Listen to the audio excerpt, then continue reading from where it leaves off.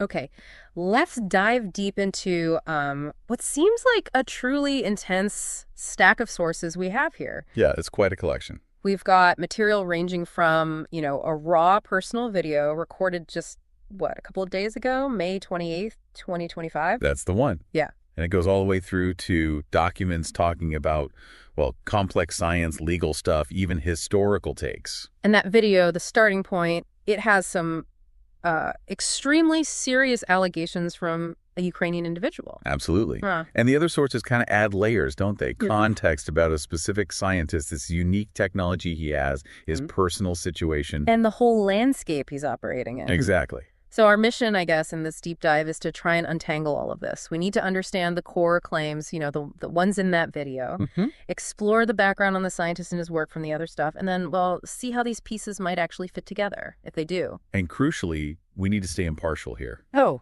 Especially because some of the content is pretty politically charged. We're just here to report on what's in the sources. Right. We're not endorsing any viewpoint, just laying out the information presented. Think of us as guides, maybe, walking you through it all. Yeah, guides through this dense forest of information. We'll pull out the key bits, the surprising connections, just so you can get a handle on what these sources contain and maybe what it all signifies. Ready to jump in? Let's do it. All right, so let's start right there with that May 28th video. The central claim is, well, it's pretty explosive. It really is. The person speaking alleges threats, persecution, and they claim there's a direct effort by Ukrainian President Zelensky to, and this is a quote, eliminate them. Eliminate? Wow.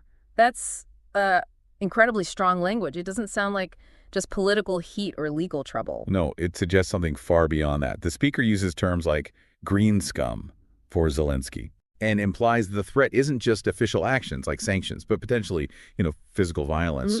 It signals they feel they're in real, maybe imminent danger. Okay, so why? Why do they think this is happening? The speaker lists specific reasons, right? Things they believe they've exposed. Right. So first off, they allege President Zelensky's family is involved in corruption. That's a powerful charge against any leader. Especially in wartime. Claims of family enrichment, yeah, that can really hit hard. They also bring up perceived disrespect towards soldiers. Yeah, they reference an alleged trip by the First Lady to San Rama. The speaker frames it as being out of touch, disrespectful to the troops. And then there are these very specific financial accusations dropped in the video. Yes, allegations about misappropriating Igor Kolomoisky's funds, specifically within Monobank. They even name names they claim are involved. Mind and Shy. And a number two, a $40 million transfer. An alleged $40 million transfer offshore to Oman, yeah. The speaker presents these as, concrete examples of high-level wrongdoing they're pointing to.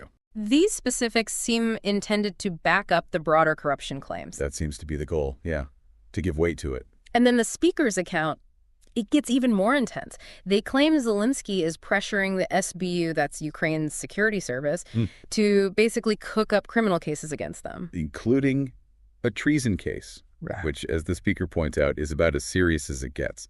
And they even name a supposedly fabricated network linked to the FSB, Russia's security agency. Yeah, a supposed FSB agent network, codenamed, wait for it, Rhinoceros. Rhinoceros, okay. Bizarre, right? And the speaker alleges this whole thing is being pushed by individuals named Skripin and Vovapetro.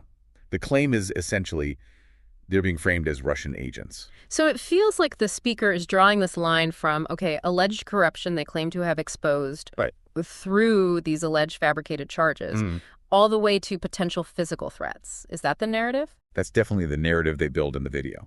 And they try to connect this current fear to something in the past. That 2017 assassination attempt near the Espresso TV channel.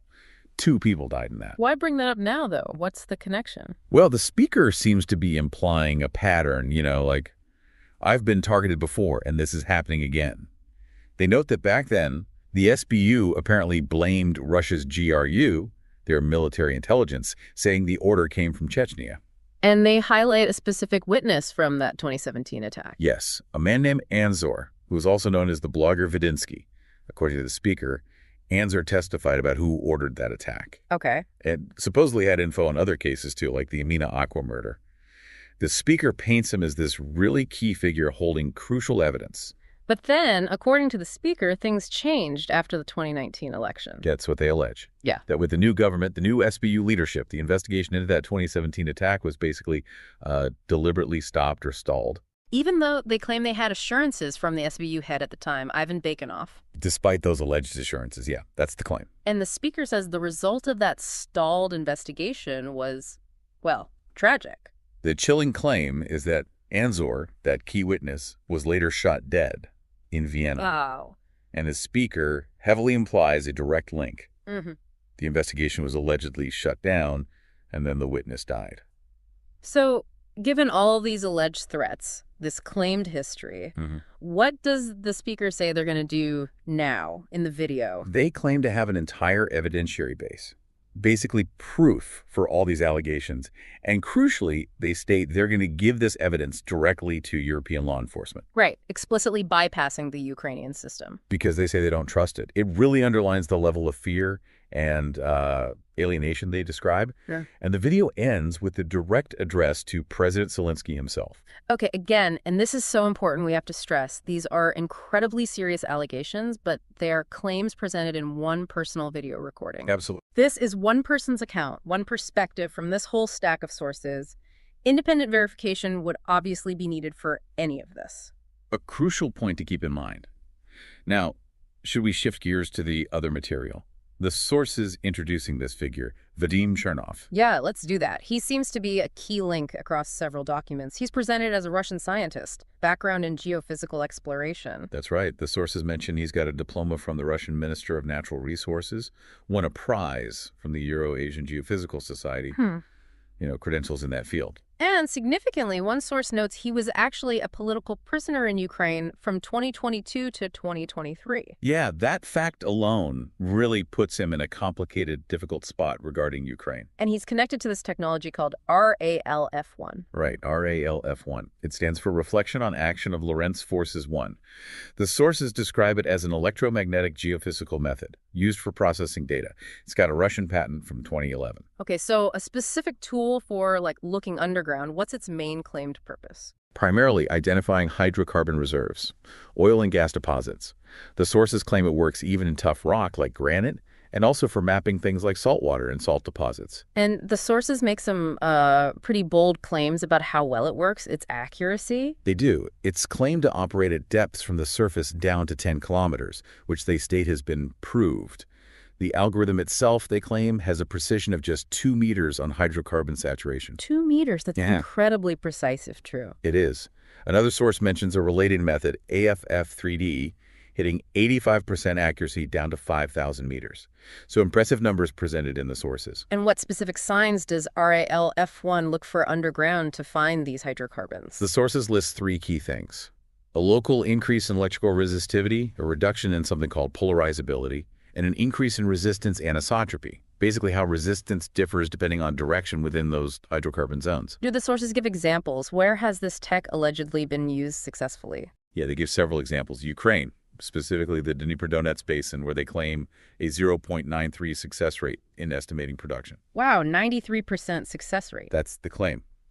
Also mention our Poland, through a company called Geoboki Geoservice LLC, Vadim at the White Tiger Field, and Russia, places like Western Siberia, the detached area in Iran, and Kurgan Oblast. Okay, so based on these sources, it sounds like a specialized, maybe a highly effective tool for finding oil and gas. But the documents go further, don't they? Linking RALF1 to some much bigger, more ambitious scientific ideas. This is where it gets really wild.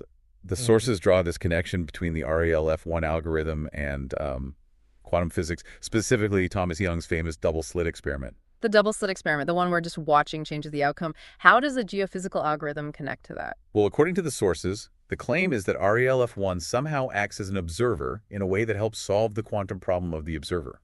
They state Vadim Chernov basically replaced the human observer in the experiment with software code. Okay, that's a huge leap.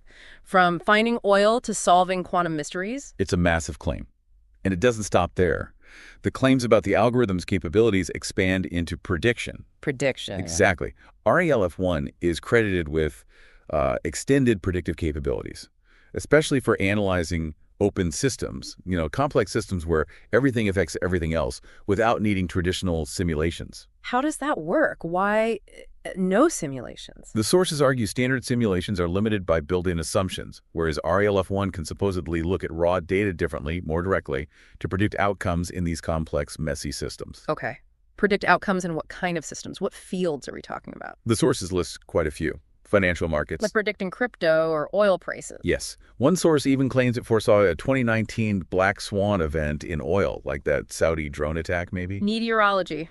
Yeah. Predicting the weather. Predicting atmospheric events, yeah. Yeah. There is an example mentioned about a prediction near the San Andreas Fault that's supposedly differed from NOAA's, but according to the source, actually happened. Medicine. How does that fit? The claim there is about potentially predicting cell growth and development for personalized therapy, aiming for better medical treatments. Okay. Finance, weather, medicine. And then the biggest one, global threats. Yeah, the list is broad. Meteorites, earthquakes, floods, wars, epidemics, famines, crimes, basically major global risks and events. That is an absolutely astonishing range of claimed predictive power. Just staggering. There was a specific military application mentioned too, wasn't there? Related to Ukraine. Yes. The sources state the algorithm is claimed to be able to predict the intensity and even the specific areas of bombings on Ukrainian territory, based on statistical data analysis. Predict bombing locations and intensity. And this specific application, the sources say it was recognized as useful by the Ukraine Security Council. That's what the sources report, yeah. Which is a significant detail. It suggests, at the very least, some level of official consideration of its potential, even if we don't know the outcome. In a very high-stakes context. Exactly, within national security. Yeah. Now, we need to maybe tap the brakes here a little. The sources themselves seem to acknowledge how out there some of these claims are, right? But they do. They note that these extended predictive claims, the quantum observer stuff, it's all very innovative, but also audacious. Audacious is a good word. And the sources are clear.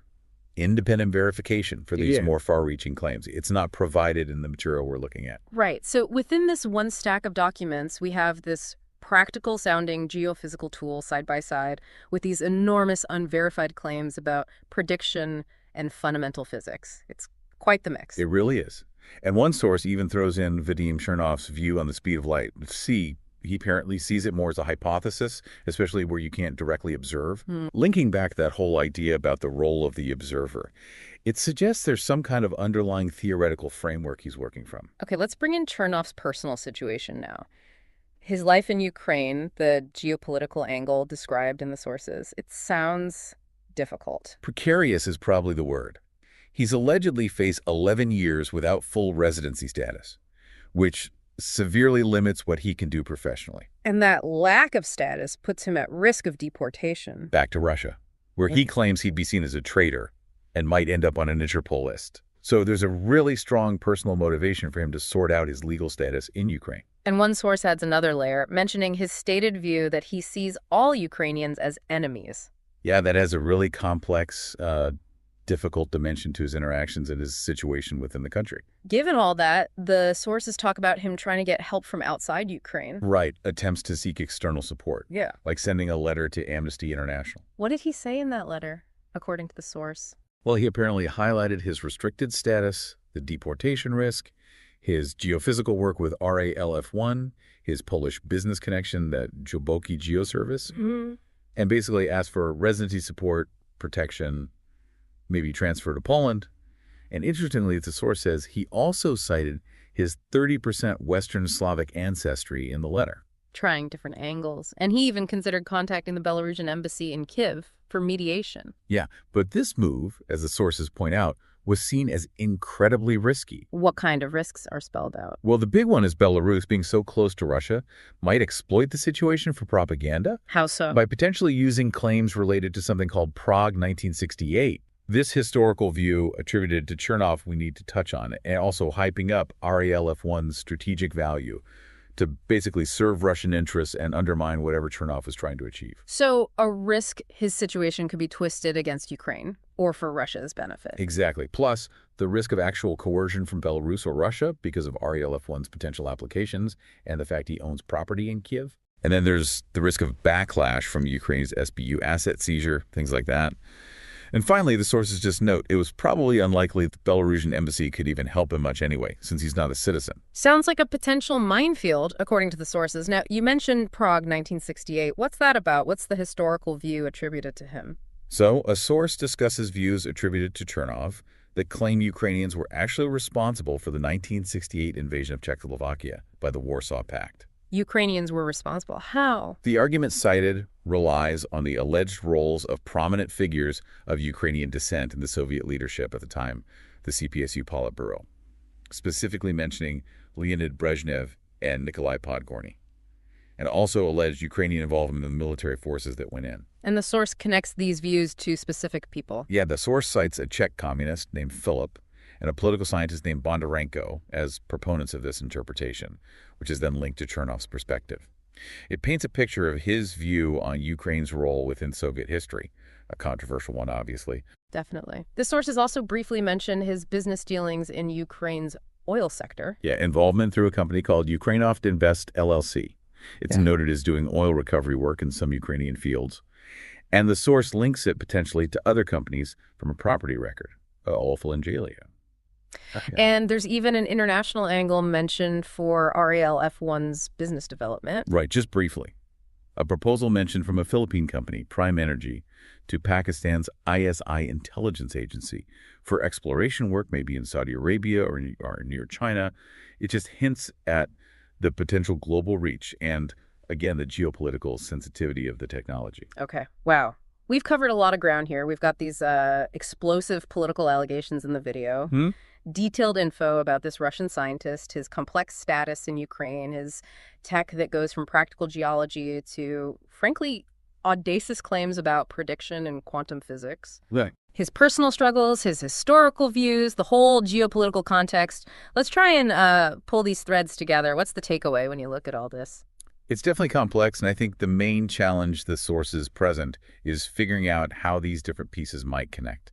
So on one hand, you have the very serious claims of political persecution from that May 28th video, the alleged threats, the fabricated treason case, the links the speaker makes to past violence, witness deaths. Right. And then you connect those claims to Vadim Chernov's profile, as presented in the other sources. His reported anti-Ukrainian historical views, like that Prague 1968 thing, his identity as a Russian scientist, a former political prisoner in Ukraine, his technology RALF1, which is presented as both valuable and potentially having these high-stakes military or security uses like predicting bombings. Plus his business interests, his property inside Ukraine. Exactly. So according to the sources, you could see how all these factors, his identity, his views, his tech, his vulnerability due to residency, his assets might be viewed, from one perspective anyway, as potential reasons or maybe pretexts for the kind of pressure and threats the speaker describes in that video. It suggests a possible framework where the speaker's personal alleged struggle might be intertwined with these complex factors: national security, historical baggage, advanced tech, all centering on this one individual in what sounds like a hostile environment for him. Yeah, that's one way you could interpret how the sources fit together. It paints this picture of, high-stakes political accusations tangled up with claims about sophisticated, maybe even controversial science, plus complicated personal circumstances, all happening within this really tense geopolitical situation. And it really brings us back to the point, as we've said, that the initial video is one individual's account. These sources really challenge you, the listener, to navigate all these layers: personal claims, technical details, historical interpretations, geopolitical factors. Yeah, evaluating it all critically is absolutely key. Especially when, as the sources seem to imply with Chernov, the claims might be part of a personal fight against perceived enemies. And some of those really big technical claims, well, they lack explicit independent verification within this material. So we've taken a deep dive into, well, a truly intricate situation. Serious allegations of political persecution, a scientist, his remarkable and sometimes controversial technology, and this whole web of personal, business, and geopolitical factors, all pulled from this specific stack of sources. Yeah, from claims of, threats to life and fabricated treason cases linked by the speaker to past attacks and witness killings, all the way to a technology claiming to do everything from finding oil 10 kilometers down to predicting global threats and messing with quantum physics. It's a challenging and multifaceted picture these sources present. It definitely leaves us with a lot to think about. about how personal conflict, advanced technology, and geopolitics can intersect in really complex ways. And just the difficulty of figuring out what's what in a world full of competing stories and high stakes claims. Absolutely. So maybe here's a thought to take away from all this. In situations like this one, where you have these intense personal accounts meeting geopolitical tensions and these, frankly,